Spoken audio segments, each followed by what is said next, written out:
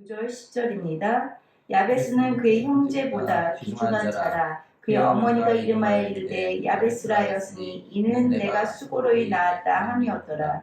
야베스가 이스라엘 하나님께 아뢰어 이르되 주께서 내게 복을 주시려거든 나의 지역을 넓히시고 주의 손으로 나를 도우사 나로 환난에 벗어나 내게 근심이 없게 하옵소서 하였더니 하나님이 그가 구하는 것을 허락하셨더라. 아멘. 잠시 기도하도록 하겠습니다. 할렐루야. 참 고마우신 하나님 아버지, 오늘도 저희를 이렇게 불러주심에 감사드립니다. 하나님 이 시간 하나님의 귀한 말씀 선포되어질 때에 하나님 이 말씀을 통해서 우리의 영혼력이 회복되어지게 하시고 다시 한번 주님 바라보고 결단하는 귀한 시간들 되어지게 하여 주시옵소서. 이 모든 말씀 살아 역사하시는 우리 주 예수 그리스도의 이름으로 기도되었습니다. 아멘. 오늘 말씀의 제목은 야베스와 같이 우리도 승리하는 삶을 살자입니다. 오늘 우리가 봉독한 말씀이 포함된 이 역대기는 포로 기한 때 그동안 이스라엘에 있었던 이들을 기록한 것입니다. 이때는 한마디로 말해서 포로로 살다가 예루살렘으로 다시 돌아오게 된 거잖아요. 그러니까 이스라엘 백성들은 수많은 고난을 겪었고 그리고 뿐만 아니라 나라가 완전히 망했다가 다시 고향으로 돌아오게 되었으니 얼마나 이 사람들의 심령은 상처받고 또 혼란 가운데 있었을까요? 이 바벨론 포로에서 귀환한 백성들은 꿈과 희망을 가지고 오로지 그는 황폐해지고 그리고 완전히 혼란 가운데 있고 상처받았던 그들에게는 그들을 다시 위로하고 그들을 다시 세워가고 다시 그들의 완전히 떨어진 이 자존감을 회복하는 하나의 비전, 하나의 목표, 그것이 무엇이냐면 바로 성전 건축이었습니다. 예루살렘 회복이었어요. 이 이스라엘 백성들에게는 이 솔로몬이 건축했던 이 성전이 그들에게 주는 의미는 엄청 컸습니다. 그들에게 주는 성전을 보았을 때 그들에게 그곳은 바로 하나님이 계신 곳이잖아요. 그렇죠? 그렇기 때문에 예루살렘에 있는 이 성전이 솔로몬의 이 성전이 이스라엘 백성들에게 주는 의미는 너무나도 컸습니다. 하지만 이 성전을 건축하기 위해서 그들이 노력하였던 것처럼 그렇게 쉽게 성전 건축이 쉽게 이루어지지 않았죠. 그러다 보니까 처음에는 꿈과 비전을 가지고 예루살렘을 다시 재건하고 성전을 건축하려고 달려들었던 그들에게 일이 그렇게 쉽지 않았고 세월이 계속 흘러가니까 그들은 점점점 다시 낙심하게 되어지고 절망하게 되어지고 더 시간이 지나서는 포기하게 되어지는 상황까지 가게 됩니다. 그들이 예루살렘 재건과 성전을 건축하려고 하였던 것은 그들의 삶이 형편이 넉넉하였기 때문도 아니고 그들이 아주 어떻게 전쟁에서 이겨서 포로로 있다가 전쟁에서 이겨가지고 다시 예루살렘으로 돌아온 것도 아니잖아요. 그러니까 바벨론의 어떤 도움에 의해서 바벨론의 도움에 의해서 예루살렘으로 돌아오게 된 거잖아요. 그러니까 그들의 형편은 나아지지 않았어요. 여전히 가난한 형편이었고 여전히 어려운 상황이었습니다. 그 어려운 상황 가운데서도 예루살렘을 재건하고 성전을 다시 건축하려고 하였지만 수많은 방해와 해방 가운데 이루어지지 않자 그들은 더더구나 더 어떻게 성전을 건축하기 전보다 훨씬 더 낙심하는 상황이 벌어졌을 것입니다. 그럴 때에 에스라 선지자는 이 역대기서를 기록합니다. 이스라엘 백성에게 다시 이 하나님의 말씀으로 돌아가서 또 하나님이 이스라엘 백성에게 다시 한번 새 힘을 주기 위해서 오늘 본문 말씀을 기록하고 있습니다. 이 역대기서 앞부분에는 이스라엘 백성들에게 자신의 정체성을 확인할 수 있는 족보를 기록하고 있습니다. 이는 역대기 저자가 선민들에게 그들 자신이 하나님의 백성이며 그리고 또 하나님의 특별한 관심과 애정의 대상임을 확인해 주기 위해서 이스라엘의 족보를 기록하고 있는 것입니다. 물론 형통할 때도 있었고 또 이스라엘 백성이 사는 가운데 공부할 때도 있었고 고난의 상황에 처할 때도 있었지만 이 수많은 유구한 세월 동안 하나님께서 그들을 인도하셨고 그들을 보호하셨고 그들과 함께 하셨음을 말씀을 통해서 이 기록을 통해서 이스라엘 백성에게 다시 한번 가르쳐 주고자 다시 한번 확인시켜 주고자 쓴 것입니다. 이처럼 특별한 의도를 가지고 기록된 이 족보 가운데 삽입되어 있는 오늘 본문 말씀, 즉 야베스에 대한 이 간단한 언급은 너무너무 간단하게 나와져 있죠. 하지만 이 백성들에게 이 고난의 상황을 이 야베스를 통해서 어떻게 극복을 해야 되는지 가르쳐 주고 싶었을 것입니다.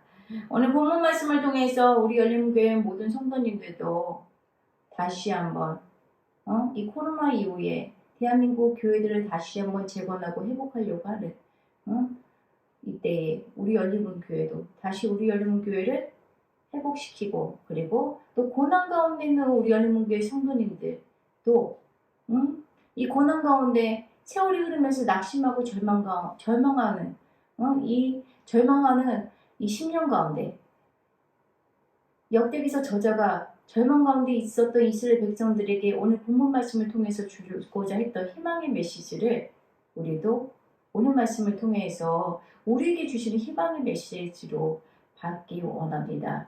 첫 번째로는 환경을 초월해야 합니다. 9절 말씀에 보면 저자가 야베스에 대해서 그의 형제보다 귀중한 자라고 언급하고 있습니다. 9절 보겠습니다. 야베스는 그의 형제보다 귀중한 자라 그의 어머니가 이름하여 이르되 야베스라 하였으니 이는 내가 수고로 낳았다 함이었더라. 이 귀중한 자라는 표현은 카바드르란 단어로 존경하다 그리고 존귀하다는 등의 뜻으로 이해될 수 있습니다. 공동번역 성경에서는 이 귀중한 자라는 이 표현을 세력이 있다라는 의미로 해석하였습니다. 그런데 이 야베스는 본래부터 귀중한 자도, 존귀한 자도, 세력 있는 자도 아니었습니다. 여러분, 야베스라는 이름은 어떻게 생겨났을까요? 그 어머니가 9절에 보면 수고로이 낳았다라고 하면서 지은 이름입니다. 이 어머니의 수고로이 낳았다, 이 말을 통해서 우리가 알 수 있는 것은 야베스가 결코 좋은 환경 속에서 태어난 것도 아니요. 혹은 부유한 환경 속에서 자란 것도 아니요. 혹은 또 이 구절을 통해서 우리가 추측할 수 있는 것은 이 어머니가 야베스를 낳았을 때 아마 난상이었을 가능성도 있을 것이다 라고 우리는 추측할 수 있습니다. 뿐만 아니라 10절에 보면 야베스가 이스라엘 하나님께 아뢰어 이르되 주께서 내게 복을 주시려거든 나의 지경을 넓히시고 주의 손으로 나를 도우사 나로 환난을 벗어나 내게 근심이 없게 하옵소서. 나로 환난을 벗어나 근심이 없게 하옵소서라고 기도하는 내용이 있습니다. 야베스가 만약에 야베스의 삶이 풍요롭고 풍족하고 권세가 있고 능력이 있었다고 한다면 그의 기도 속에서 나로 환난을 벗어나 근심이 없는 삶을 살게 하여 주시옵소서 라고 기도하였을까요? 그렇지 않았겠죠. 그의 삶 가운데 크고 작은 환난도 있었고 근심거리가 있었고 고민거리가 있었기 때문에 그는 하나님 나의 삶 가운데 환난도 없고 근심도 없게 해주소서 라고 기도하지 않았을까요? 그랬겠죠. 야베스의 삶은 결코 녹록지 않은 삶을 살았습니다. 그럼에도 그가 오늘 본문에 보면 그는 환경에 함몰되어지지 아니하고 그리고 환경 속에 자기가 가진 조건에 연연해하지 아니하고 그의 초점은 어디에 둡니까? 그의 초점은 환경이 아닌 하나님께 두고 있습니다. 이 야베스는 환경을 초월해서 살았던 사람입니다. 우리 열린문교회 성도님들도 세상에 나가면 지금 코로나 이후로 경제가 너무 힘들다고 얘기하고 또 급변하는 이 시기에 이 코로나 기간들 동안 IT 산업은 더 발달되어져 가지고 사람이 하던 것들을 이제는 로봇가 하고 있습니다. 그래서 점점점 사람이 할 수 있는 일들이 줄어가고 있다고 하는 이때에 세상에 나아가면 온통 우리가 염려하고 근심할 수밖에 없는 문제거리로 가득 차 있는 이때에 우리가 환경을 바라보지 아니하고 이 세상 만물을 창조하시고 주관하시는 우리 하나님께 초점을 맞춰서 환경을 초월하는 삶을 사는 야베스와 같은 삶을 사는 우리 연희문교회 성도님들 되어지기를 주님의 이름으로 축원드립니다. 아멘. 두 번째로는 우리는 단념하지 말고 가능성을 믿어야 합니다. 10절에 보면 야베스의 기도가 나옵니다. 여기서 야베스는 자신이 원하는 것을 하나님 앞에 나가 구체적으로 기도하고 있습니다. 그가 하나님께 기도하는 것은 두 가지입니다. 첫째로는 자기의 지역을 넓혀달라는 것이었습니다. 여기서 나의 지역이라 하면 그가 조상으로부터 물려받았던 땅이, 자, 구약에 보면 이스라엘 백성들이 가나안에 들어가고 나서 하나님께서 12지파에게 12땅에게 레위지파 빼고 이렇게 땅을 분배해 주시죠. 분배해 주시고 그 조상께 받았던 땅들을 계속 자손 대대로 물려주잖아요. 근데 이 야베스가 지역을 놓고 내가 소유하고 있는 땅을 놓고 기도하고 있습니다. 그렇다는 이유는 뭘까요? 그가 가진 것이 별로 없었다는 얘기죠. 아멘. 일반적으로 보통 사람으로서 이를 넓게 해달라는 소망을 갖는 것은 쉽지 않습니다. 보통 많은 사람들은 자기 환경에 적응하고 삽니다. 가난한 자는 가난한 자로 살고, 그리고 없는 자는 없는 자로 살고, 자기 자신에게 족하게 삽니다. 하지만 성경에 보면 그렇지 않았던 사람도 있어요. 어떤 사람? 갈렙과 같은 사람. 적극적으로 하나님 나에게 주시겠다고 말씀하신 그 땅을 이제 내게 주시옵소서 라고 하나님 앞에 기도하는 자들이 있습니다. 뿐만 아닙니다. 여호수아서 17장 14절에서 18절에 보면 요셉 지파가 자신들에게 할당된 땅이 부족하여 넓은 땅을 부여해 달라고 항의한 적도 있습니다. 더 많은 땅을 달라고 요셉 지파는 요구하였습니다. 이렇게 자신이 가지고 있는 것에 만족하지 아니하고 자신의 환경에 만족하지 아니하고 하나님 앞에 나아가 기도하고 구하는 자들이 있습니다. 오늘 본문 말씀 보면 야베스는 자신이 처한 상황, 자신이 가지고 있는 부모 때부터 물려받은 것들에 대해서 거기에 안주하지 않습니다. 그것에 안주하지 아니하고 더 큰 것을 주실 수 있는 하나님 앞에 나아가 그는 간구합니다. 나의 지역을 넓혀 주시옵소서라고 그는 하나님 앞에 나아가 기도합니다. 뿐만 아니라 주의 손으로 나를 도우사 주님 나를 순간순간마다 도와주세요 라고 기도합니다. 우리 여러분들은 삶 가운데 매 순간순간마다 하나님의 도우심을 구하는 기도를 하시나요? 우리 입에서 나오는 입술에서 나오는 모든 말들이 혹시 원망과 불평은 아닙니까?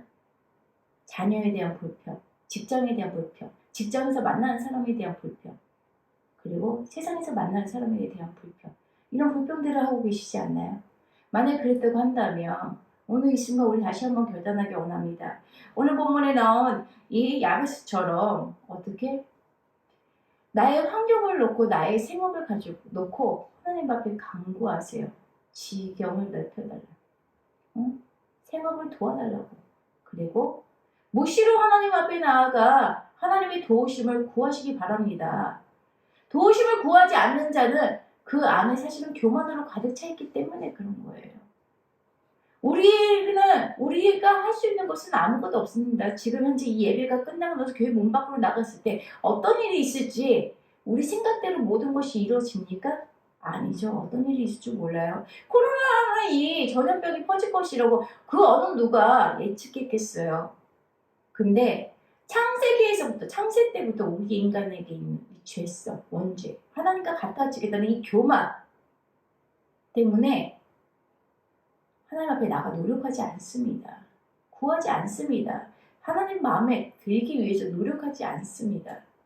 교만을 내려놓는 우리 연희문교회 성도님들 되어지기를 주님의 이름으로 축원드립니다. 우리의 이 자아를 꺾고 교만을 내려놓고 하나님 앞에 지혜로운 자아가 되어지기를 주님의 이름으로 축원드립니다. 지혜가 무엇입니까? 늘 하나님 중심으로 사는 것입니다. 나는 보잘것고 한참지만 우리 하나님이 도우시면, 우리 하나님이 해주시면 능치 못할 일이 없다. 우리 하나님이 해주시면 조상에게 물려받은 것은 없지만 더한 것을 주실 수 있는 분이 우리 하나님이시다. 뿐만 아닙니다.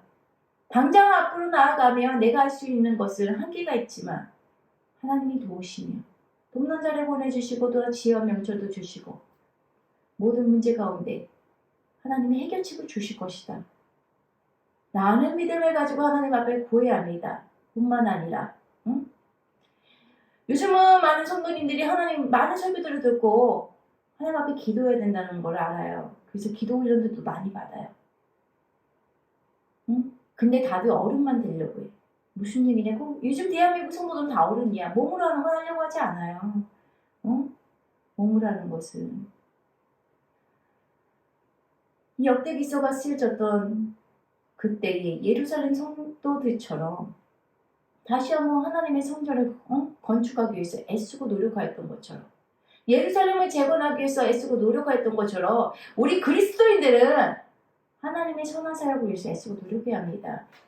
교회뿐만 아닙니다. 교회를 다시 교회를 섬기기 위해서 노력하고 애써야 하고, 뿐만 아니라 예루살렘을 섬겼던, 재건하기 위해서 노력했던 예루살렘 성도들처럼 우리가 속해 있는 이 지역을 놓고 기도하고 노력해야 합니다. 아멘.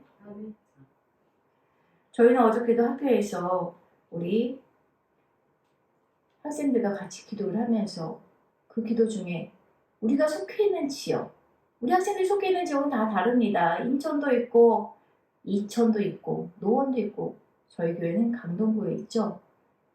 하나님이 우리를 각 지역에 놔두신 곳은 그 지역을 섬기라고, 그 지역을 변화시키라고. 그래서 우리가 속해 있는 각 지역을 놓고 하나님 앞에 중보했습니다. 우리 강동구를 변화시켜 주시옵소서. 진짜 강동구 성내일동 같은 경우 살기 너무너무 좋은 동네예요. 하지만 우리 안에 뿌리 깊게 있는 이기심들, 악함들, 하나님 변화시켜 달라고. 다시 한번 강동구에 있는 많은 교회들이 기도의 불길이 타오르고 선한 영향력을 끼칠 수 있는 교회의 역할을 감당하는 그런 교회들 되어지게 달라고 우리가 섬기는 지역을 놓고 기도했습니다. 아멘. 아멘. 우리는 영의 사랑 그러고 얘기를 해요. 영적이다. 그 영적인 것을 영적 이퀄 은사라고 생각해요. 근데 그렇지 않아요. 영적인 사람은 어떤 사람입니까? 그리스도인으로서 바르게 사는 사람. 성령 충만이 무엇입니까? 성령님과 동행하는 사람. 아멘? 아멘. 하나님이 기뻐하시는 삶을 사는 사람. 그렇죠? 우리는